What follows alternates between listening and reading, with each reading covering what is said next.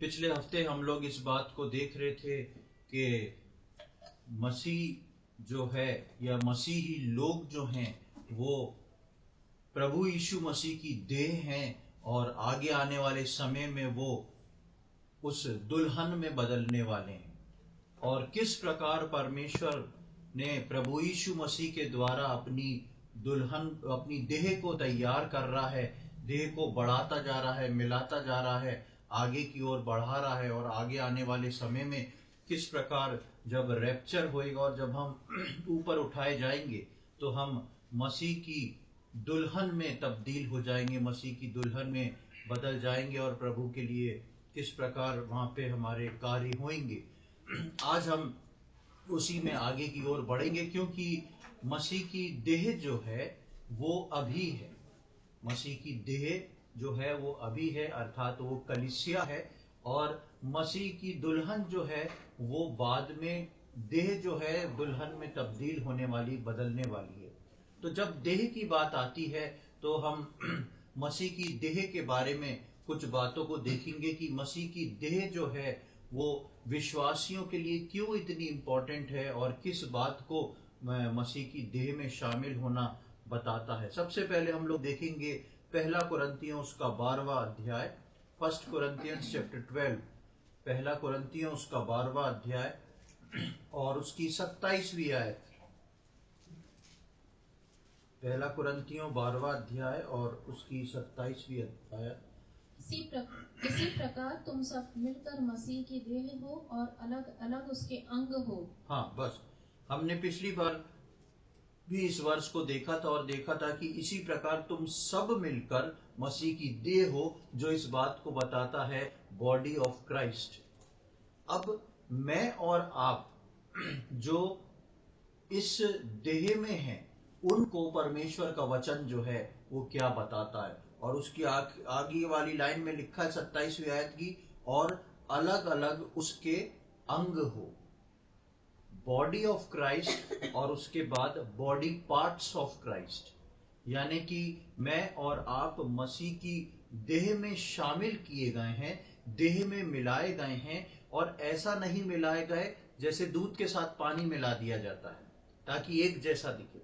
हम लोग एक खास कारण से बना के उस बॉडी के अंदर जोड़े गए हैं। यानी कि मैं और आप जो हैं वो दूसरा नहीं। बॉडी पार्ट्स जो रहते हैं बॉडी में, ज्यादातर हम देखेंगे तो बॉडी में हर पार्ट एक ही है।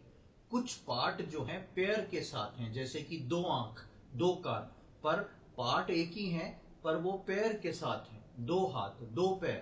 पर हम देखते हैं कि हम सब शरीर में यूं ही नहीं मिला दिए गए। इसीलिए हम इफिसियों 2:10 में पढ़ते हैं कि तुम भले कामों के लिए सृजे गए हो। मैं और आप पहले से परमेश्वर की उस सनातन योजना के अनुसार बनाए गए हैं, उस जगह के लिए जहां पर एक दिन हम उस बॉडी में जाके फिक्स हो जाएंगे। अब जब बॉडी में जाके एक पार्ट फिक्स हो जाता है तो वो बॉडी के लिए बहुत ही यूजफुल होता है। कोई भी पार्ट जो है वो बॉडी में व्यर्थ नहीं है। एक पार्ट है बॉडी का अपेंडिक्स। डॉक्टर बोलते हैं और साइंस बोलती है कि ये जो है पार्ट यूजलेस है, किसी काम का नहीं है। लेकिन आपने कभी सोचा है कि परमेश्वर ने जब कोई काम का नहीं तो क्यों रखा है उसको? कई चीजें शरीर में पिछले दिनों में ऐसी हुई जिसको साइंस बताए कि ये उपयोग की नहीं, और जब साइंस बहुत तरक्की कर ली तो बताती है ये सबसे ज्यादा उपयोगी थी। ऐसे ही परमेश्वर जब एक कलीसिया के अंदर लोगों को लाके जोड़ता है तो एक अंग के रूप में जोड़ता है। और कोई भी अंग जो है शरीर का वो यूजलेस नहीं होता, उसका कोई ना कोई महत्व जरूर होता है। और इसीलिए यहाँ पर लिखा है 27वें, इसी प्रकार तुम सब मिलकर मसीह की देह हो और अलग अलग उसके अंग हो। तो मैं और आप जब देह में सम्मिलित होते हैं, जब परमेश्वर की इच्छा और योजना के अनुसार मैं और आप जब देह में मिलाए जाते हैं, तो हम यूं ही नहीं मिला दिए जाते कि कोई व्यक्ति उद्धार पाया पर प्रभु को तरस आ गई, चलो जोड़ दिए। जो भी व्यक्ति है, जिस भी मानसिकता का व्यक्ति है, प्रभु ने उसको कुछ कारण से उस कलीसिया में प्रभु जोड़ता है, और ताकि उसकी उपयोगिता जो है वो प्रभु की देह में कार्यरत हो जाए, काम करे। वो यूजलेस यूं ही ना बैठा रहे, लेकिन वो काम करने वाला हो। हम उसकी देह के अंग हैं। प्रभु हमको चुनकर एक देह में उसका अंग बना के रखता है। अब देखें पहला कुरिन्थियों उसके 12वें अध्याय की 12वीं आयत को हम पढ़ेंगे। वहां पर क्या लिखा हुआ है? 1 Corinthians chapter 12 verse 12।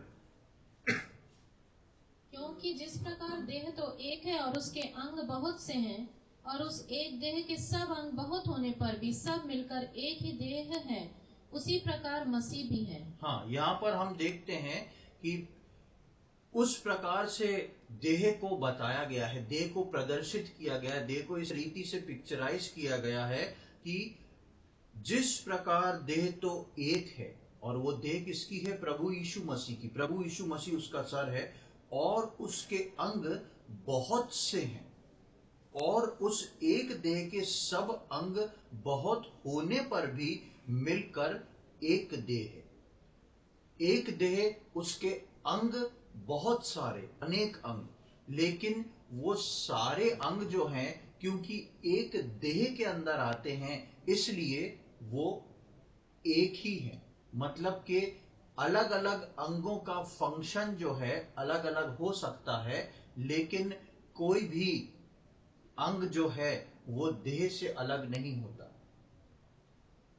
हमको कोई आके मारे तो हम उसको ये नहीं कहते हैं कि तुम्हारे हाथ ने मुझे क्यों मारा, हम सीधे बोलते हैं तुमने मुझे क्यों मारा। क्योंकि हम जानते हैं, चाहे हाथ हो, चाहे पैर हो, चाहे कान हो, चाहे मुंह हो, सब जो है जिस व्यक्ति के अंग हैं, हम उस व्यक्ति से बात करते हैं। इसी प्रकार हम सब मसीह की देह में एक होने के लिए मिलाए गए हैं, डाले गए हैं, जोड़े गए हैं, और हम सब जो हैं उसके एक ही अंग हैं। अब जब हम आगे 13वीं आयत पढ़ते हैं तो लिखा है, क्योंकि हम सब ने, क्या यहूदी हो, क्या यूनानी, क्या दास हो, क्या स्वतंत्र, एक ही आत्मा के द्वारा एक देह होने के लिए बपतिस्मा लिया, और हम सबको एक ही आत्मा पिलाया गया। जब हम इस 12वीं 13वीं आयत को लेके चलते हैं तो 12वीं आयत में हम देखते हैं कि प्रभु जो था उसने मुझको और आपको एक देह में डाल दिया, एक देह में अंग बना के मिला दिया। 13वीं आयत पे हम पढ़ते हैं कि मैं और आप उसके अंदर किस प्रकार मिलाए गए। यूं ही नहीं डाल दिए गए। जब हम प्रभु यीशु मसीह को अपना उद्धारकर्ता के रूप में ग्रहण करते हैं, पानी में डूब के बपतिस्मा लेते हैं और कलीसिया में मिलाए जाते हैं और प्रभु बोध से भाग लेना शुरू करते हैं, तब हम उस कलीसिया के अंग बन जाते हैं, प्रभु की देह के अंग बन जाते हैं। कलीसिया जब चलती है तो उसमें बहुत सारे लोगों को आने का स्वागत है। सब लोग आ सकते हैं, सब लोग प्रार्थना कर सकते हैं, सब लोग गीत गा सकते हैं मिलके, लेकिन प्रभु बोध जो है चुने हुओं को दिया जाता है, जिन्होंने परमेश्वर के वचन के अनुसार यीशु मसीह को अपना उद्धारकर्ता के रूप में ग्रहण करके पानी में डूब के बपतिस्मा लेके और निरंतर संगति में बन के अपनी गवाही को जो बना के रखते हैं और प्रभु भोज में से शामिल होते हैं, वो प्रभु के अंग हो जाते हैं। कलीसिया में बहुत सारे लोग आ सकते हैं, लेकिन आने वाले लोगों को कभी भी कलीसिया का अंग नहीं कहा जाता है। अंग उनको कहा जाता है जो प्रभु की उस शर्त को पूरा करके जुड़ चुके हैं। जैसा मैंने बताया कि देह में जब अंगों को डाला गया, मिलाया गया, तो हर अंग का अपना एक काम है। इन दोनों आयतों के साथ हम एक आयत को और देखेंगे। यूहन्ना रचित सुसमाचार उसका 15वां अध्याय और उसकी 16वीं आयत, gospel according to John chapter 15 verse 16। तुमने मुझे नहीं चुना, परंतु मैंने तुम्हें चुना है और तुम्हें नियुक्त किया कि तुम जाकर फल लाओ और तुम्हारा फल बना रहे, कि तुम मेरे नाम से जो कुछ पिता से मांगो वह तुम्हें दे। हाँ, बहुत ही सुपरिचित आयत है। यहाँ पर प्रभु यीशु मसीह अपने चुने हुए या जो कलीसिया में शामिल हो चुके हैं उनको ये बात लिख रहा है। क्या?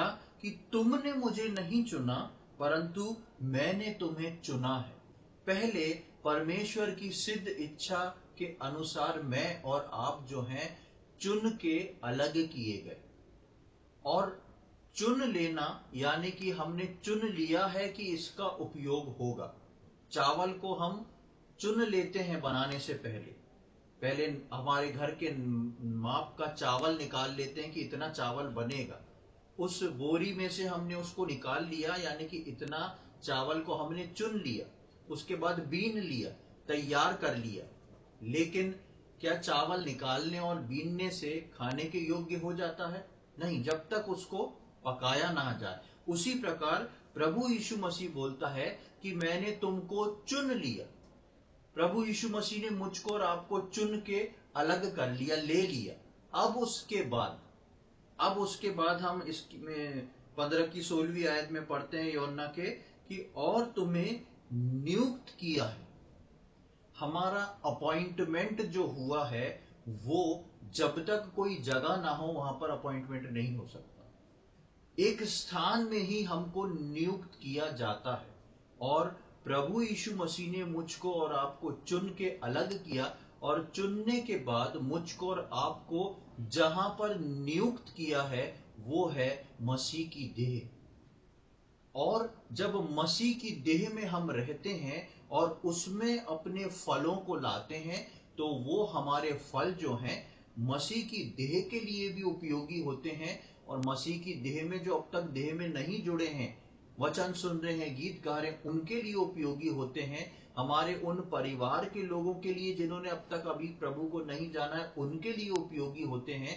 और संसार के लोगों के बीच में एक गवाह ठहर के हमारे फल उपयोगी होते हैं।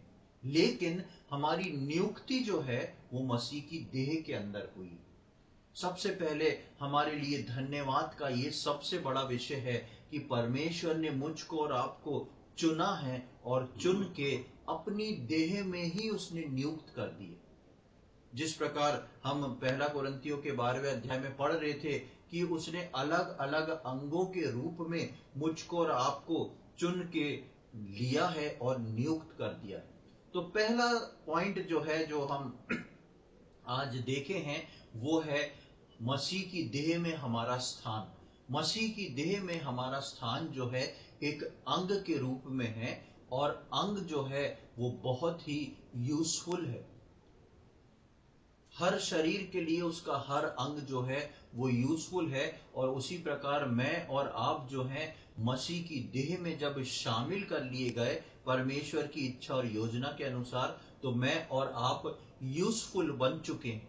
और यूजफुल बनने के साथ ही साथ मैं और आप जो हैं वो पहले चुने गए और फिर नियुक्त किए गए।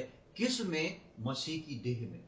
प्रियो, जब हम आराधना करने को संडे को इकट्ठे होते हैं, हम इस पॉइंट को अपने जहन में, अपने दिमाग में रखें कि मैं आज इस कुर्सी पे क्यों बैठा हूं।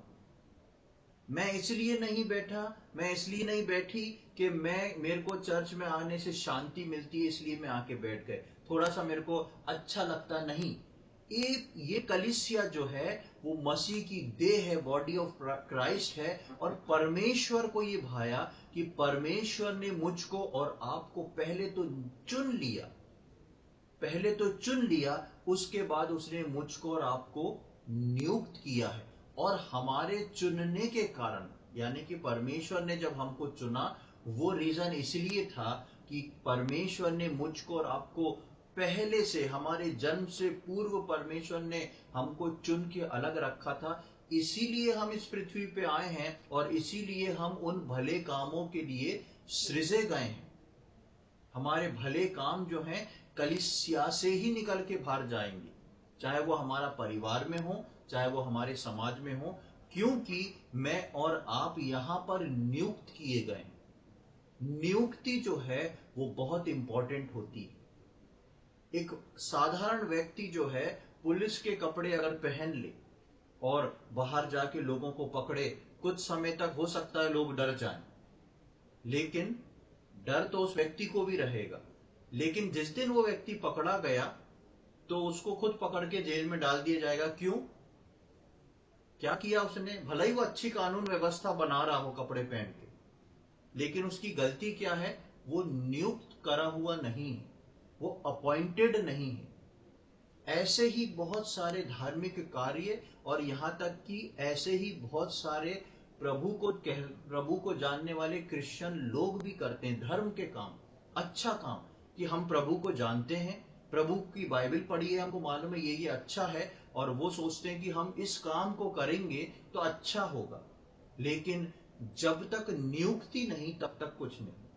और ये मेरे और आपके लिए आराधना के लिए एक बहुत ही धन्य विषय है कि जब हम आके आराधना करें, इस बात को स्मरण करें कि मैं क्या था, लेकिन प्रभु ने मुझको नियुक्त किया और मुझको चुना, और चुन के उसने मुझको नियुक्त करके एक स्थान दिया, नियुक्ति करी, मेरा अपॉइंटमेंट हुआ है। मैं किसी खास काम के लिए अपॉइंटेड हूं, और मेरा दर्जा देखिए कितना ऊंचा है कि मैं कहां पे कार्य करता हूं? बॉडी ऑफ क्राइस्ट में। तो मैं और आप जो हैं बहुत ही बहुमूल्य हैं। तो पहला पॉइंट जो हमने देखा, मसीह की देह में हमारा स्थान, हमारी नियुक्ति, हमारा अपॉइंटमेंट कितना अधिक महत्वपूर्ण है। दूसरी बात की ओर हम आगे जाते हैं और देखते हैं कि मैं और आप परमेश्वर की इच्छा के अनुसार हैं। मैं और आप परमेश्वर की इच्छा के अनुसार हैं। जिस प्रकार आपके घर में मैं आके नहीं बोल सकता कि आप अपना सोफा सेट उठा के यहां रखिए और बेड इधर रखिए, लाइट और पंखा इधर करिए, तो आप क्या बोलेंगे मुझसे कि भाई साहब घर आपका है कि मेरा है? इसी प्रकार परमेश्वर जब एक देह को लेता है, अपनी देह को तैयार करके मुझको और आपको नियुक्त करता है, तो उस देह में किसको कहां रखना है ये परमेश्वर नियुक्त करता है। और ये विश्वासियों को समझने के लिए बहुत ही इंपॉर्टेंट बात है। हम देखेंगे पहला कुरिन्थियों के 12वें अध्याय की 18वीं आयत, 1 Corinthians chapter 12 verse 18।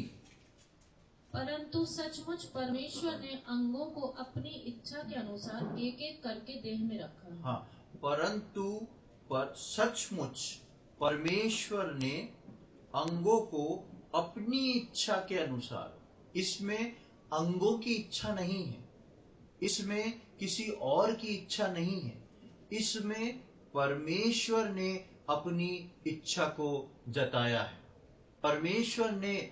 परमेश्वर की इच्छा के अनुसार मैं और आप जो हैं वो कलीसिया में रखे गए हैं। कई बार हम सोचते हैं कि हम फलाने दिन आए, ऐसा लगा हमको उस कलीसिया में, अच्छा लगा, हमने जाना शुरू कर दिया। लेकिन परमेश्वर है जो एक व्यक्ति को कलीसिया में चुन के लाता है, नियुक्त करता है, और किस कलीसिया में किस विश्वासी को लाना है वो परमेश्वर उसकी नियुक्ति करता है। मैं और आप जो हैं किस प्रकार से चुन लिए गए और चुन के किस प्रकार से कलीसिया में लाए गए, ये मेरे और आपके ऊपर डिपेंड नहीं करता है। जहां पर नियुक्ति होती है वहां पे काम करना पड़ता है। हम सरकारी नौकरियों में देखते हैं जहां पर व्यक्ति को ट्रांसफर मिल जाता है उसको वहां जाना ही पड़ता है, काम करना ही पड़ता। हो सकता है थोड़ा सा स्टे लगा ले, थोड़ा सा आगे पीछे कर ले, यहां नहीं तो कहीं दूसरी जगह ट्रांसफर करा ले, लेकिन ट्रांसफर मतलब ट्रांसफर होता ही है। वो ये नहीं कह सकता कि मेरे को तो ये जगह पर अच्छी लगती है, आप मेरे को ये शहर में दे दो। सरकार जो है इस बात को नहीं सुनेगी। इसी प्रकार मैं और आप नहीं कह सकते कि मुझको ये स्थान पसंद नहीं। परमेश्वर एक विश्वासी को लाता है, चुनता है, नियुक्त करता है, और जिस स्थान पर वो रखता है वो परमेश्वर की ओर से होता है। फिर चाहे उस विश्वासी को वो स्थान पसंद हो या ना हो, क्योंकि परमेश्वर ने अपनी इच्छा के अनुसार अंगों को चुन के रखा है। वो किसी और की इच्छा पे परमेश्वर ने नहीं करा कि ठीक है मैंने तुमको चुन लिया, अपनी मन से कोई भी देह पसंद कर लो और जाके जुड़ जाओ और वहां पर मैं तुम्हें नियुक्त कर दूंगा। ऐसा काम नहीं है। क्योंकि देह परमेश्वर के इकलौते पुत्र की है, तो परमेश्वर ही डिसाइड करता है कि कौन से व्यक्ति को, कौन से अंग को देह में किस स्थान पर ले जाके रखे। इसलिए जो परमेश्वर के वचन के अनुसार चलते हैं, जो परमेश्वर के वचन को जानते हैं, वो इस कार्य में उछल कूद नहीं मचाते। उछल कूद से मतलब मुझको ये कलीसिया पसंद नहीं है, मैंने दूसरी कलीसिया ज्वाइन कर ली। कई बार ऐसा होता है कि लोगों की शिकायत होती है, वहां पे उस कलीसिया में मेरे को ये पसंद नहीं आया तो मैं दूसरी कलीसिया में चला गया। आप देखेंगे ऐसे व्यक्ति को कि हर थोड़े दिन में वो कलीसिया ही बदलते रहेंगे। लेकिन अगर एक व्यक्ति हर थोड़े दिन में कलीसिया बदल रहा है, तो सबसे मुख्य चीज जो उसके जीवन को देखने योग्य होती है वो ये होती है कि इसका उद्धार हुआ है कि नहीं। अगर उद्धार है तो उसके साथ नियुक्ति भी है, और नियुक्ति परमानेंट आपके एक स्थान पर है जिसमें परमेश्वर ने रखा है। कई बार ऐसी चीजें आती हैं और परमेश्वर अलाउ करता है कि एक विश्वासी अगर कहीं पर उद्धार पाया है, नियुक्त किया गया है, उसका ट्रांसफर हो जाता है, वो दूसरी जगह चला जाता है। वो सारी चीजें जो हैं वो परमेश्वर की अधीनता में, परमेश्वर की इच्छा के अनुसार है। और परमेश्वर इस चीज को बहुत यूजफुल बना देता है कि एक व्यक्ति जब, एक सच्चा विश्वासी एक कलीसिया से निकल के दूसरी कलीसिया में जाता है, तो परमेश्वर उसको उस कलीसिया के लिए और उपयोगी पात्र बना देता है। वहां से निकल के कहीं और जाएगा, और उपयोगी पात्र बना देगा। लेकिन कलीसिया में जो परमेश्वर की अधीनता है वो बहुत जरूरी है कि परमेश्वर ने मुझको कहां पर चुना था, कहां पे नियुक्त किया था, और मैं अपने उस नियुक्त स्थान पर पूरी वफादारी के साथ बना हूं कि नहीं। इसलिए हर विश्वासी के लिए जरूरी है, हो सकता है आपकी इच्छा हो कि आपको और भी कई कलीसिया पसंद आ रही हो, लेकिन परमेश्वर ने मुझको और आपको जिस कलीसिया में चुनता है उस कलीसिया में वफादार रहने को परमेश्वर बोलता है। इसलिए एक व्यक्ति जो है उद्धार पाने के बाद एक ही कलीसिया में जाता है, वो 3-4 कलीसिया में या एक विजिटिंग फैकल्टी के अनुसार इधर उधर विजिट नहीं कर सकता, क्योंकि परमेश्वर का वचन जो है वो इस बात को बताता है कि एक विश्वासी को उद्धार पाने के बाद जिस कलीसिया में परमेश्वर नियुक्त करता है उस कलीसिया में रहना पड़ता। और यकीन जानिए, जब आप उस स्थान पर रहेंगे, आप अपने जीवन में अपनी आत्मिक उन्नति को महसूस करेंगे। आप समझ पाएंगे थोड़े थोड़े दिन में कि मैं कहां था, कैसा था, किस रीति से परमेश्वर मुझको कलीसिया में लाया, और आज मैं सीख सीख के कहां पहुंच चुका हूं। तो परमेश्वर की नियुक्ति में जो है वो हमारी आशीष होती है, और वो अपने ठहराए हुए स्थान में जो परमेश्वर ने मेरे और आपके लिए रखा है, उस ठहराए हुए स्थान में मुझको और आपको उपस्थित रहना जो है बहुत आवश्यक है। जिस स्थान पे परमेश्वर ने मुझको और आपको चुना है, क्योंकि मेरी और आपकी जिम्मेदारी है, और मैं और आप इस बात के जवाबदार हैं कि प्रभु ने जहां रखा था वहां मैं हूं कि नहीं, प्रभु मेरे को उद्धार करके जहां लाया था वहां मैं हूं कि नहीं। जैसा मैंने बात बताया कि ये बात अलग है कि कई बार कई लोगों का ट्रांसफर हो जाता है, कई लोग बाहर चले जाते, कई लोग शहर छोड़ देते हैं। परमेश्वर की योजना में है, और परमेश्वर उनको वहां पर और अधिक उपयोगी बनाता, और अधिक चलता है। लेकिन जब तक ऐसा नहीं, तो परमेश्वर चाहता है कि मैं और आप उस ठहराए हुए स्थान पर पूरे समय बैठे रहें, यानी कि उस ठहराए हुए स्थान में हम लगातार संगति करते रहें, चाहे हमको बहुत अच्छा लगे, चाहे बहुत अच्छा ना लगे, क्योंकि परमेश्वर की इच्छा के अनुसार हर एक अंग को सेटल किया गया है। अब यदि शरीर का हिस्सा पैर बोले कि मैं तो शरीर में सबसे नीचे हूं, मैं तो सिर पे रहूंगा, और हमारे सिर पे पैर खड़ा हो जाए, तो आप देखेंगे कि उस बॉडी की कोई ब्यूटी होगी क्या? उसको क्या बोला जाएगा?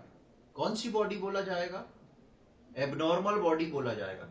कई बच्चे ऐसे पैदा होते हैं जिनका 3 हाथ निकल आते हैं, उंगलियां एक ज्यादा हो जाती है, उसको क्या डॉक्टर नॉर्मल बोलते हैं? नहीं बोलते। क्यों एबनॉर्मल बोलते हैं?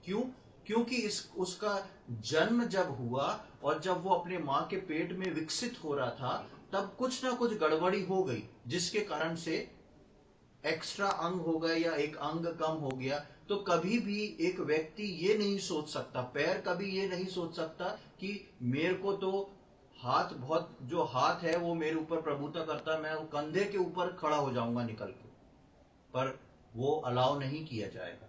लेकिन जितना यूजफुल एक हाथ होता है उतना ही यूजफुल एक पैर भी होता है। जब तक पैर कहीं ना जाए हाथ अपना काम नहीं कर सकता। इसलिए परमेश्वर ने, आप 12वां अध्याय पढ़ेंगे तो वहां पर देखेंगे कि हर अंग को परमेश्वर ने ऐसे रचा है, ऐसे बनाया कि कोई भी अंग ये नहीं कह सकता कि मैं ही सब कुछ हूं। हर अंग को नियुक्त किया। इसलिए परमेश्वर ने, ये परमेश्वर की इच्छा है कि उसने मुझको और आपको बॉडी ऑफ क्राइस्ट में कहां पर नियुक्त किया है, उसकी नियुक्ति का हम धन्यवाद दें और उसके नियुक्त स्थान पर हम हमेशा बने रहें। एक और आयत को हम पढ़ेंगे, प्रेरितों के कार्य उसका 2 अध्याय और उसकी 46 और 47वीं आयत। Book of acts chapter 2 versus 46 and 47।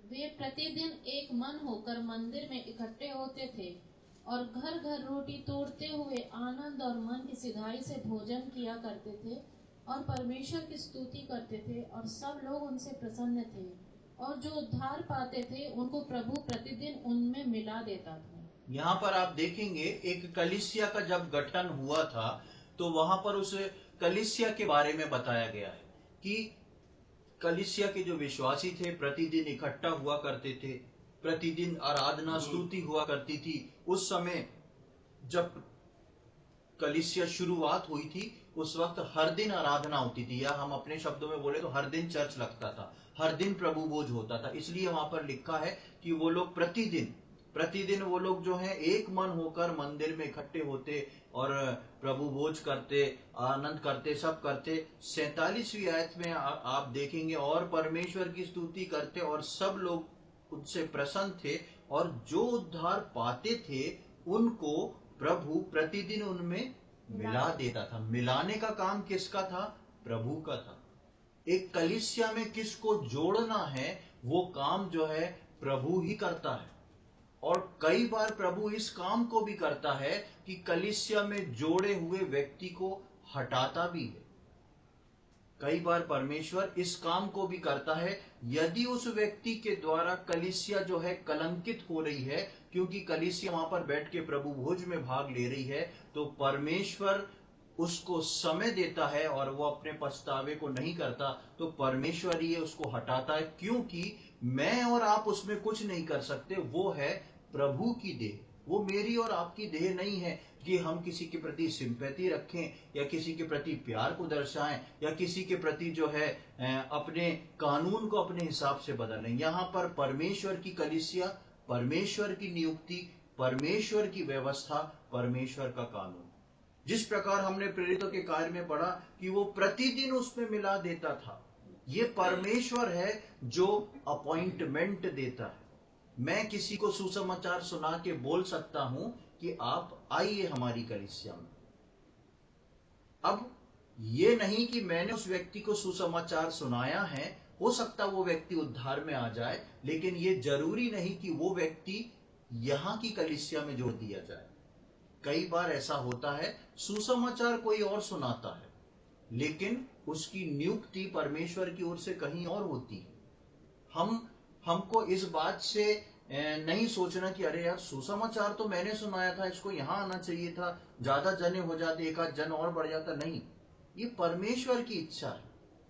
मैं और आप जो हैं एक प्रभु यीशु मसीह के साथ एक को वर्कर हैं। हमको प्रभु के राज्य की बढ़ोतरी करना है, कलीसियाओं की बढ़ोतरी नहीं करना। बेशक हम प्रार्थना करते हैं और प्रार्थना कर भी सकते हैं, प्रभु ने बोला है कि हम प्रार्थना करें, लोग उद्धार पाएं, कलीसिया भरी रहें, कई लोग कलीसिया में जुड़ें, बहुत अच्छी बात है। लेकिन एक कलीसिया में एक व्यक्ति को लाना और उस व्यक्ति को वहां से हटाना जो है, ऑर्डर जो है, एडमिनिस्ट्रेशन जो है, वो परमेश्वर का। परमेश्वर अपनी इच्छा के अनुसार चुनता है और परमेश्वर अपनी इच्छा के अनुसार नियुक्त करता है। हो सकता है मैंने किसी को सुसमाचार सुनाया, परमेश्वर ने उसको चुन लिया, लेकिन उसकी नियुक्ति जो है ये जरूरी नहीं कि परमेश्वर इस स्थान पे करे। परमेश्वर हो सकता है उसकी नियुक्ति किसी दूसरे स्थान पर करे। तो दूसरा पॉइंट जो है, जो हम देखें कि परमेश्वर अपनी इच्छा के अनुसार अंगों को चुनता है और उनको अपनी इच्छा के अनुसार व्यवस्थित करता है, कहां पर रखना है। पहले पॉइंट में हमने देखा था कि किस प्रकार हम देह के अंग हैं, कौन है, और हम कहां पर रखे जाते हैं, नियुक्त किए जाते हैं। दूसरे पॉइंट में हमने देखा जो अंग हैं उनकी नियुक्ति जो है वो परमेश्वर की इच्छा के अनुसार होती है। कलीसिया के अंदर मिलाना और हटाना परमेश्वर इस कार्य को करता है। तीसरी बात को हम देखेंगे, ठहराए हुए स्थानों में अंगों की संगति और प्रेम। अब जो स्थान परमेश्वर ने ठहरा दिया है, ये काम जो है परमेश्वर ने अपने हाथों में नहीं रखा, लेकिन परमेश्वर ने इसको आज्ञा के रूप में कलीसिया के सम्मुख रख दिया, वचन के रूप में कलीसिया के सम्मुख रख दिया। परमेश्वर चाहता है कि जहां पर मैं नियुक्ति करूं, जहां पर मेरी नियुक्ति हो, जहां पे बॉडी ऑफ क्राइस्ट में तुमको अंग बना के मिला दूं, वहां पे तुम्हारा कर्तव्य है क्या? एक दूसरे अंगों को मार डालो, है झगड़ा करो? नहीं, उनसे प्रेम करो, उनसे प्रेम करो, उनसे लिपटे रहो, आत्मिक रीति से आगे बढ़ते जाओ। नहीं तो आपस में अगर अंग लड़ने लगे तो नुकसान किसका होएगा? देह का होएगा। आपस में अंग लड़ेंगे तो इंजुरी हो जाएगी, इंजुरी होएगी तो इन्फेक्शन हो जाएगा, इन्फेक्शन हो जाएगा तो अगर वो सही नहीं हुआ दवाइयों से तो डॉक्टर क्या करेगा? एक चीरा लगा के उतना हिस्सा काट के निकाल देगा। क्यों? क्योंकि वहां पे वो अंग रहा ही नहीं, वहां पे पस बन गया। इसलिए अंग जो हैं यदि आपस में एक ना रहें तो कलीसिया के लिए, यीशु मसीह की देह के लिए बहुत ही खतरनाक है। इसलिए प्रभु ने उस बात को रखा। देखें उसके पहला कुरिन्थियों 12वें अध्याय की 25 और 26वीं आयत, 1 Corinthians chapter 12 verse 25 and 26। ताकि देह में फूट न पड़े, परंतु अंग एक दूसरे की बराबर चिंता करें। इसलिए यदि एक अंग दुख पाता है तो सब अंग उसके साथ दुख पाते हैं, और यदि एक अंग की बड़ाई होती है तो उसके साथ सब अंग आनंद मनाते हैं। हाँ, अंगों के बीच में फूट ना पड़ जाए, और यदि एक अंग दुख पाता है तो उसके साथ सारे अंग जो हैं मिलके दुख पाते हैं। यदि एक अंग की बड़ाई होती है तो उसके साथ सब अंग आनंद मनाते हैं। ये एक ऐसी फेलोशिप है, ऐसी संगति है जो परमेश्वर ने अपनी देह में जिनको नियुक्त करके रखा है। परमेश्वर चाहता है कि ये संगति जो है एक दूसरे के साथ, मैं और आप एक दूसरे में इतने मिले रहें कि यदि एक अंग दुख उठाए तो सारे अंगों को उसका दुख होता है। इसलिए कलीसिया में एक व्यक्ति बीमार पड़ता है, एक के घर में कोई परेशानी आती है, तो हम सब मिलके उसके लिए प्रार्थना करते हैं। क्यों करते हैं? हमको अच्छा नहीं लगता। क्यों? क्योंकि एक व्यक्ति जब हमारे साथ संगति कर रहा है, एक व्यक्ति जब हमारे साथ प्रभु बोझ ले रहा है, एक व्यक्ति के मन अगर बोझिल है तो हम कैसे आनंदित हो सकते हैं? हम सब जो हैं उस व्यक्ति के लिए प्रार्थना करते हैं। एक व्यक्ति को प्रभु आशीषित करता है तो कलीसिया के सब लोग मिलके उसके साथ आनंद मनाते हैं। ये है वो सहभागिता जो परमेश्वर ने अंगों के बीच में रखी, और उसका उदाहरण देह से इसलिए रखा है कि यदि मेरे सिर में दर्द हो जाए तो मैं जो हूं दवाई ढूंढूंगा सिर में दबाने को। आपके सिर में तेज दर्द हो जाए तो आपको सोचना नहीं पड़ता, अपने आप आपका हाथ जाके आपका सिर मलने लगता है। आपको पैर में चोट लग जाए, अपने आप आपका हाथ जाके पैर को थोड़ा मलने लगेगा। आपको कहीं खून निकल जाए, आप तुरंत उस पर दवाई लगाने की कोशिश करेंगे। आपको कोई और समस्या हो जाए, आप देखेंगे नहीं ठीक हो रहा तो आप कोशिश करेंगे कि आप जाके डॉक्टर से मिलें, अपना इलाज लें। तब हम ये नहीं कहते कि नहीं मैं क्यों जाऊं, ये तो पैर में तकलीफ है, तो पहले से ही बहुत गड़बड़ था, मुझे जाने कहां ले जाता था। या आप बोले हाथ में, मैं क्यों, इसको हाथ में तकलीफ है, मैं क्यों ऐसा काम करूं, ये तो बहुत गड़बड़ी करता है, सुनना मुझे पड़ती है। पर ऐसा नहीं होता। कुछ भी हो, हम जानते हैं कि देह किसकी है? मेरी है।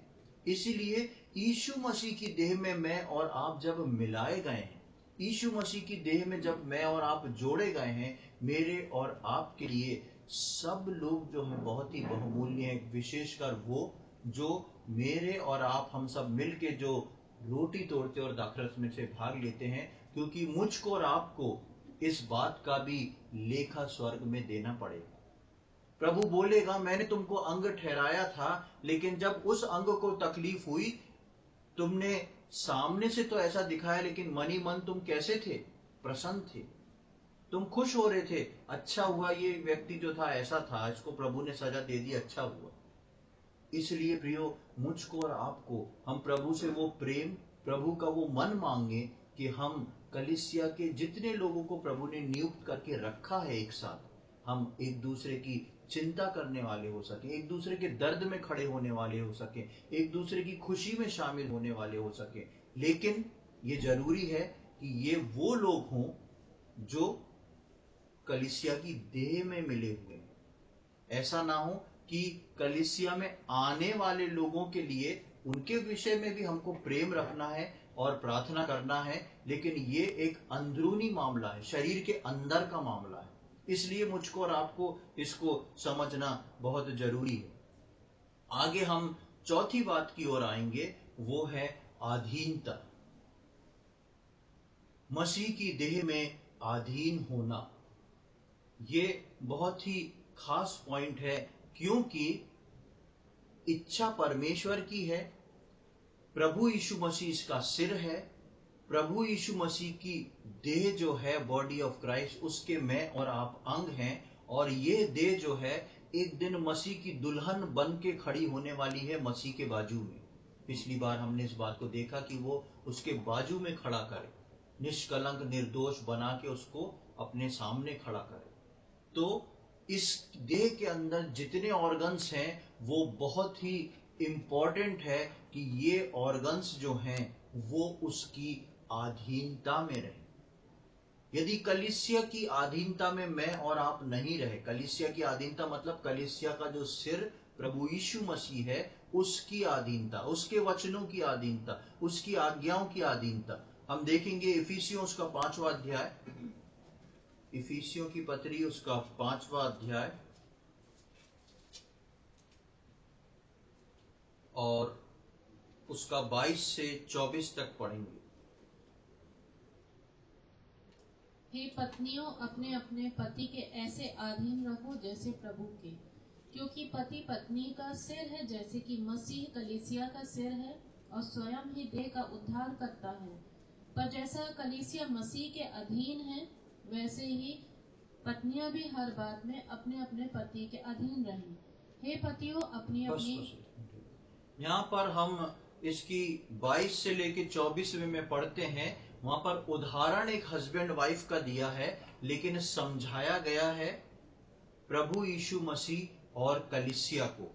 लिखा है, अपने अपने पति के ऐसे अधीन रहो। अधीनता यानी कि प्रभु यीशु मसीह सिर है, कलीसिया जो है देह है, कलीसिया को उस सिर की अधीनता में रहना बहुत आवश्यक है। और सिर कौन है? प्रभु यीशु मसीह। और प्रभु यीशु मसीह कौन है? वचन है। वचन देहधारी हुआ, मार्ग सत्य और जीवन यीशु मसीह है, और पुनरुत्थान और जीवन यीशु मसीह है, अल्फा और ओमेगा यीशु मसीह है, सब कुछ जो है यीशु मसीह है। इसलिए लिखा है कि उसके अधीन रहो। जिस प्रकार पत्नी जो है पति के अधीन है, उस प्रकार लिखा है ये देह जो है, वो जो कलीसिया जो है, वो प्रभु यीशु मसीह के अधीन है। और इसकी अधीनता जो है वो मुझको और आपको रखना बहुत जरूरी है। जिन वचनों को परमेश्वर रखता है लाके, जिन वचनों को परमेश्वर कलीसिया में बांटता है लाके, जिन प्रार्थनाओं को कलीसिया में बोला जाता और हम सब मिलके करते हैं, जो वचन बाइबल स्टडीज में आते हैं, हम ये ना सोचें कि ये उसके लिए है, ये मेरे लिए, वो हम सब के लिए है। इवन कलीसिया में बोलने वाला भी उसमें इंक्लूड रहता है। हम सब के लिए परमेश्वर जो है प्रभु यीशु मसीह जो सिर है और हम जो कलीसिया हैं उसके अंग हैं, मेरी और आपकी हर प्रकार की उन्नति जो है वो उसकी अधीनता में ही है।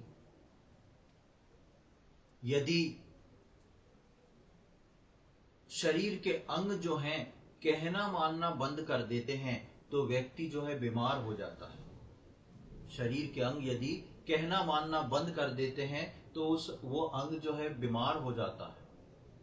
कई बार हम देखते हैं कि अगर ब्रेन से जो इंफॉर्मेशन दूसरे पार्ट्स में, बॉडी पार्ट्स में जाती है, अगर वहां पर कुछ ट्रैक में गड़बड़ी हो जाए तो वो बॉडी पार्ट्स जो हैं वो अजीबोगरीब रिएक्ट करने लगते हैं, अजीबोगरीब काम होने लगता है। ब्रेन जो है वो सिर में है और सिर जो है प्रभु यीशु मसीह है। ये हर अंग की ये जिम्मेदारी है कि ब्रेन से इंफॉर्मेशन का फ्लो जो है उसके जीवन में बराबर बना रहे, तभी वो अधीनता में चल सकता है। हर रोज जब हम प्रार्थना करते हैं, अपना क्वाइट टाइम करते हैं, मेडिटेशन करते हैं, तब वो परमेश्वर का वचन जो सिर प्रभु यीशु मसीह है वो उस नर्व्स में जो है उस इंफॉर्मेशन को भेजता है। आज के लिए इस अंग का क्या काम है, आज के लिए इस अंग को किस चीज को करने के लिए रखा गया है। तो हर अंग ये नहीं कह सकता कि मैं अपने हिसाब से काम करूंगा, लेकिन हर अंग को उसके अधीन होना जरूरी है। हम यदि गाड़ी चलाएं और उस वक्त हमारी आंख बोल दे कि मुझे को तो सोना है, अब चाहे कुछ हो, चल सकती है क्या गाड़ी? नहीं चल सकती। नुकसान किसका होगा अगर ऐसे में गाड़ी चलाएं? हमारा नुकसान होगा, एक्सीडेंट होएगा। इसी प्रकार कोई भी अंग ये नहीं बोल सकता कि मैं अपनी इच्छा के अनुसार ये काम करूंगा, मेरा नेचर ऐसा है, मैं ऐसा सोचता हूं, मैं ऐसा करूंगा। नहीं, जब हम कलीसिया में आ चुके हैं, नियुक्त कर दिए गए हैं, उस कलीसिया में उस जगह पर फिक्स कर दिए गए हैं, खास काम के लिए अपॉइंटेड हैं, तो मैं और आप जो हैं उसकी अधीनता में रह के ही चल सकते हैं। अन्यथा यदि हमने अधीनता को तोड़ा, कुछ समय प्रभु इलाज करेगा और नहीं सुधरे तो उसके बाद कलीसिया से बाहर करेगा। क्योंकि बाहर नहीं किया तो वो कलीसिया के लिए खतरनाक हो जाएगी, वो चीज देह के लिए खतरनाक हो जाएगा। इसलिए हम जब तक प्रभु में बने रहना चाहते हैं, जब तक प्रभु में स्थिर रहना चाहते हैं, हम उसके अधीनता में होके चले, उसकी अधीनता को लेके हम चलने वाले हो सकें। एक आयत को देखें, याकूब की पत्री उसका 4 अध्याय और उसकी 7वीं आयत।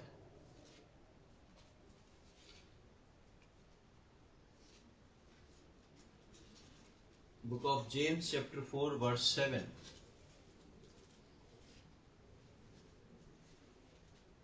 इसलिए परमेश्वर के अधीन हो जाओ और शैतान का सामना करो तो वह तुम्हारे पास से भाग निकलेगा। हाँ, जैसे ही हम कलीसिया में शामिल होते हैं हमारे पीछे शैतान लग जाता है। जैसे ही हम कलीसिया में नियुक्त किए जाते हैं हमारे पीछे ही शैतान लग जाता है। कई बार हम सोचते हैं कि हम जब उद्धार पाए हुए नहीं थे तब हम बहुत सारे गलत चीजों में थे, ऐसी बातों में थे जो परमेश्वर के वचन के विरोध था।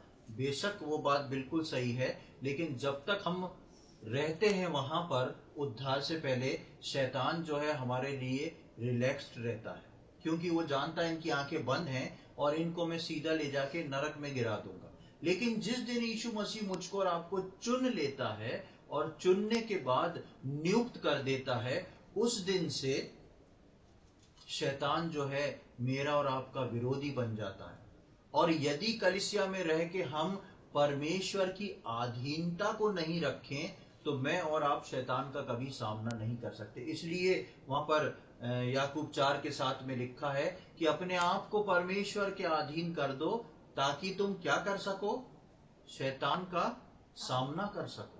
हर दिन मुझको और आपको, हर दिन विश्वासी को, हर दिन उस देह की अंग को अपने जीवन में कहीं ना कहीं शैतान का सामना करना है।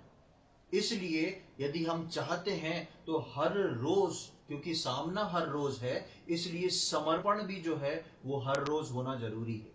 मैं और आप जो हैं परमेश्वर के सम्मुख अपने आप को समर्पित करके चलें, हर रोज उसके अधीन करके चलें क्योंकि हम अपनी इच्छा के अनुसार कभी कुछ नहीं कर सकते। हम अपनी इच्छा के अनुसार करेंगे तो गड़बड़ हो जाएगा। परमेश्वर जानता है, वो सिर जो प्रभु यीशु मसीह है वो जानता है कि मैं और आप देह में किस जगह पर फिट किए गए हैं, और मेरे और आपका सही काम करने का कारण क्या है, कैसे हम सही काम कर सकते हैं, वही सही समय पे सही इंफॉर्मेशन देता है। इसीलिए सिर में दर्द होता है तो तुरंत हमारा हाथ जाके सिर को मलने लगता है।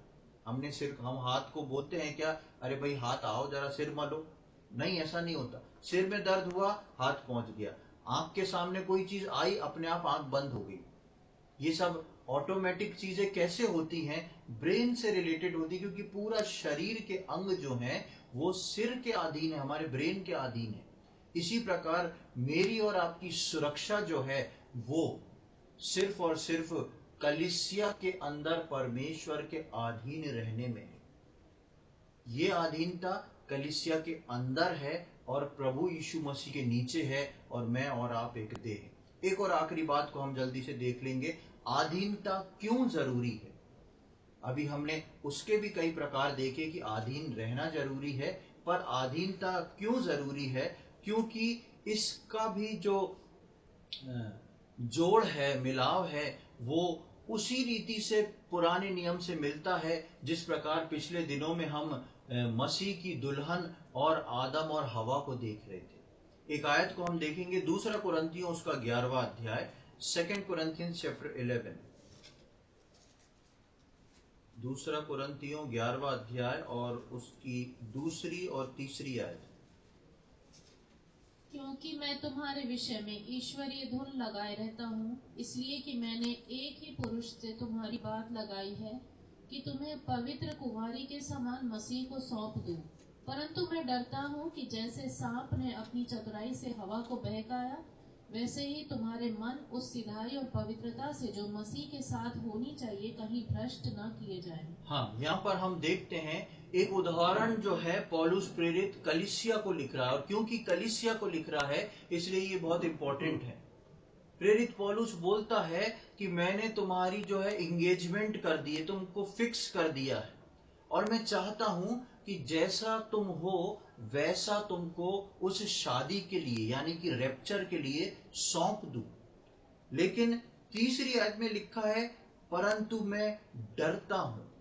पौलुस प्रेरित जो है सारे काम कर चुका, उसने सुसमाचार सुना दिया, कलीसिया में लोगों को सुसमाचार सुना दिया, परमेश्वर ने कलीसिया खड़ी कर दी, कलीसिया में बहुत सारे लोग हैं, प्रभु बोझ ले रहे हैं, उन लोगों के लिए पौलुस प्रेरित बोलता है परंतु मैं डरता हूं। और किस बात से डरता हूं? क्योंकि वो एक पुराना उदाहरण लेके आता है और बोलता है जैसे सांप ने अपनी चतुराई से हवा को बहकाया, वैसे ही तुम्हारे मन उस सिधाई और पवित्रता से जो मसीह के साथ होनी चाहिए कहीं भ्रष्ट ना हो जाए। तुम्हारी पवित्रता, तुम्हारी सिधाई किसके साथ होना चाहिए? मसीह के साथ। मसीह के साथ मेरी और आपकी पवित्रता और सिधाई तब होगी जब रोज हम उस ब्रेन को मौका देंगे कि वो हमको इंफॉर्मेशन दे, और वो अंग जो मैं और आप हैं उन इंफॉर्मेशन को करेक्ट करके उसके अनुसार काम करेंगे। तब मैं और आप जो हैं उस चीज को भ्रष्ट नहीं होने देंगे। और क्यों पौलुस प्रेरित ने इस उदाहरण को यहां पर दिया? हम जानते हैं कि जब हम उत्पत्ति में पिछली बार हम पढ़ रहे थे और देख रहे थे कि परमेश्वर ने हवा को कैसे बनाया था, आदम की एक पसली को निकाल के। और जब परमेश्वर ने आदम की एक पसली को निकाल के हवा को बनाया, और अदन की वाटिका में जब शैतान एंटर हुआ तो वो आदम को नहीं बहका सका। कोशिश की होगी उसने अलग अलग दोनों को एक साथ, लेकिन वो आदम को नहीं बहका पाया। उसका पहला वार जो हुआ, और जो वार कामयाब भी हुआ, वो किस पे कामयाब हुआ? पसली के ऊपर कामयाब हुआ, उस हवा के ऊपर कामयाब हुआ जो आदम में से निकाल के बनाई गई थी। और मैंने पिछली बार बताया था पिछले हफ्ते कि आखिरी में प्रभु, सबसे आखिरी में प्रभु यीशु मसीह की पसली में भाला क्यों बेधा गया? इस बात को देखने के लिए कि वो पसली जो कलीसिया है, जो प्रभु की दुल्हन होने जा रही है, उसके लिए एक एक बूंद खून निचोड़ गया है कि नहीं, ये व्यक्ति मर चुका है कि नहीं वास्तव में इसके लिए। शैतान की नजर जो है शुरू से आदम की पसली पे रही, उसके उस अंग पे रही जो आगे चल के आदम की दुल्हन बन गई थी। इसी प्रकार प्रभु यीशु मसीह में से मैं और आप निकाले गए हैं। प्रभु यीशु मसीह ने मुझको और मेरे और आपके लिए उस दाम को चुका के मुझको और आपको अपनी पसली के रूप में बना दिया है, और पसली जो है वो मसीह की दुल्हन है, जो आज मसीह की देह के रूप में है। और इस देह पे, उस पसली पे शैतान की हमेशा नजर रहती है। इसलिए पौलुस ये बात, ये पत्र जो है वो कलीसिया को लिख रहा है, यानी कि मसीह की देह को लिख रहा है कि मुझे सब कुछ अच्छा है, पर मुझे एक बात का डर है।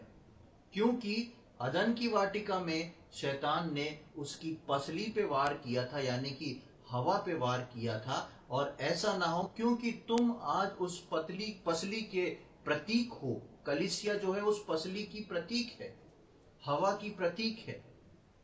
वो प्रथम आदम था, प्रभु यीशु मसीह अंतिम आदम बना। मैं और आप उसकी देह में से निकाले गए हैं, मैं और आप उसके हैं। इसलिए शैतान की नजर जो है वो मेरे और आपके ऊपर ज्यादा है। इसलिए ये जरूरी है कि हम ये ना सोचें कि उद्धार पाने के बाद, सब कुछ कर लेने के बाद जो है हम सुरक्षित हैं। सुरक्षित बेशक हैं, लेकिन हर रोज अपनी सुरक्षा के लिए इस बात को स्मरण रखना कि मैं कौन हूं, कैसे चुना गया हूं और कहां नियुक्त किया गया हूं, और मेरे नियुक्त किए हुए स्थान पे मेरी क्या रिस्पॉन्सिबिलिटी बनती है। परमेश्वर मुझको क्या बताना चाहता है। हम बॉडी ऑफ क्राइस्ट कलीसिया में ही सुरक्षित रह सकते हैं। उसी की अधीनता में हमारी सुरक्षा और भलाई है। उसकी अधीनता के बाहर जो है एक विश्वासी की सुरक्षा और भलाई कहीं नहीं, क्योंकि ये प्रभु का चुना हुआ स्थान है। हर एक विश्वासी के लिए प्रभु का चुना हुआ स्थान है, जहां उसने अपनी इच्छा से हर एक विश्वासी को चुन के रखा है। मेरी और आपकी इच्छा से नहीं, उसने अपनी इच्छा से मुझको और आपको एक खास शरीर का अंग बना के रखा है, और प्रभु सिर्फ इसी को लेने आने वाला है। इसीलिए इसकी नजर, शैतान की नजर जो है वो पसली पे है, कलीसिया पे है, क्योंकि प्रभु जो है इसको उठा के अपनी दुल्हन बना के हमेशा हमेशा के लिए स्वर्ग में रखने जा रहा है। शैतान के लिए ये एक चैलेंज है कि जितना हो सके उसकी देह में से लोगों को निचोड़ के खींच के बाहर गिरा दे, ताकि वो उसकी देह को कमजोर कर दे। प्रभु की देह कमजोर होती है, प्रभु को दुख होता है। इसलिए कलीसिया के लोगों को एक दूसरे के लिए प्रार्थना करना बहुत आवश्यक है। हो सकता है मेरी लाइफ में पर्सनल क्या चल रहा है वो मैं आपको ना बताऊं, लेकिन हम एक दूसरे के लिए जब अनजाने में प्रार्थना करते हैं तो परमेश्वर हम एक दूसरे को सुरक्षित रखता है। कलीसिया में इसीलिए वो फेलोशिप, एक दूसरे के साथ मिलना, एक दूसरे के साथ प्रेम करना, एक दूसरे की चिंता करना, क्योंकि उसी में मेरी और आपकी भलाई छुपी हुई है। जब प्रभु ने कलीसिया को इतना महत्व दिया है तो हमको कितना और अधिक महत्व देना चाहिए। जब हम कलीसिया में जुड़ जाते हैं, जब हम कलीसिया में आते हैं, हम देखते हैं, यदि हम यूहन्ना रचित सुसमाचार उसका 10वां अध्याय 9वीं आयत आप लोग घर जाके पढ़ सकते हैं। वहां पर प्रभु यीशु मसीह उसके लिए कहता है, भेड़ों के लिए, और बोलता है भेड़ों का द्वार मैं हूं। जो मेरे द्वारा अंदर आएगा वो अंदर और बाहर मेरे साथ आया जाया करेगा, और उसको मैं चारा दूंगा। अंदर बाहर आना जाना मतलब एक बार अंदर आके कलीसिया से फिर बाहर निकलना नहीं, यीशु मसीह के साथ बाहर निकलना और अंदर आना। यानी कि एक भेड़शाला में भेड़ जब अंदर आती है तो उसको डिफरेंट चारा मिलता है। कई बार बर्फ गिर रही है, पानी है, भेड़ बाहर नहीं जा सकती चरने, क्या देंगे उसको? एक ड्राई चारा दिया जाता है, गुड़ मिला के। सूखा चारा होता है, गुड़ मिला के, उसको ठंड के लिए अच्छा रहता है, दूध देने के लिए अच्छा रहता है, कई चीज रहती है। लेकिन जब चरवाहा उन भेड़ों को बाहर घुमाने ले जाता है तब वो हरा चारा खाती हैं। तब वो चरवाहा अंदर की पोटली बांध के नहीं ले जाता कि बाहर जाके वहां पे पिकनिक होगी, नहीं, तब वो ले जाके छोड़ देता है और एक किनारे बैठ जाता है और सारी भेड़ें जो हैं हरी हरी घास की चराइयों में चरती हैं, उन तराइयों में घूमती हैं, ताजी घास को, ताजे पत्ते फूल को खाती हैं, और जब वो घर में ले आता है तो दूसरे किस्म का चारा देता है। कलीसिया के लोगों को प्रभु यीशु मसीह से ये दोनों चारे लेना बहुत जरूरी है, और वो चारा जो है वो वचन है, प्रार्थना है, संगति है, प्रभु बोझ की संगति है, एक दूसरे की चिंता करना है। प्रियो, मैं और आप इस बात को बहुत ही महत्वपूर्ण जाने कि मैं और आप कहां से कैसे चुने गए, कहां पर नियुक्त करे गए, और किस प्रकार मैं और आपको, मुझको और आपको रखा गया है कि उस स्थान में हम अधीनता में रहें। ये जरूरी है मेरे और आपके लिए कि पहली चीज हम कलीसिया की आज्ञाकारिता में रहें, दूसरी चीज हम कलीसिया की अधीनता में रहें, और तीसरी और सबसे मुख्य चीज हम अपनी कलीसिया में नियमित रहें। नियमित चारा पाना एक कलीसिया के हर अंग की जरूरत है। इसलिए जितना हो सके, जितनी कोशिश हो सके, मैं और आप कलीसिया में नियमित आए, नियमित उस चारे को लें, प्रभु के साथ बाहर घूमने जाएं, प्रभु के साथ अंदर के चारे को खाएं। अधीनता, आज्ञाकारिता और नियमितता, ये दोनों तीनों चीजें जो हैं कलीसिया के जरूरी हैं, कलीसिया के अंगों के लिए जरूरी हैं, क्योंकि मैं और आप अपनी इच्छा से नहीं, अपनी मर्जी से नहीं, लेकिन मैं और आप कलीसिया के अंग होने के लिए यीशु मसीह के द्वारा नियुक्त किए गए हैं, और परमेश्वर की इच्छा के अनुसार मैं और आप उस स्थान पर सेटल किए गए हैं जहां पर रह के हमारी आत्मिक उन्नति हो सकती है। प्रभु इन वचनों को हम समझने में प्रत्येक की सहायता करे। प्रभु के नाम की महिमा।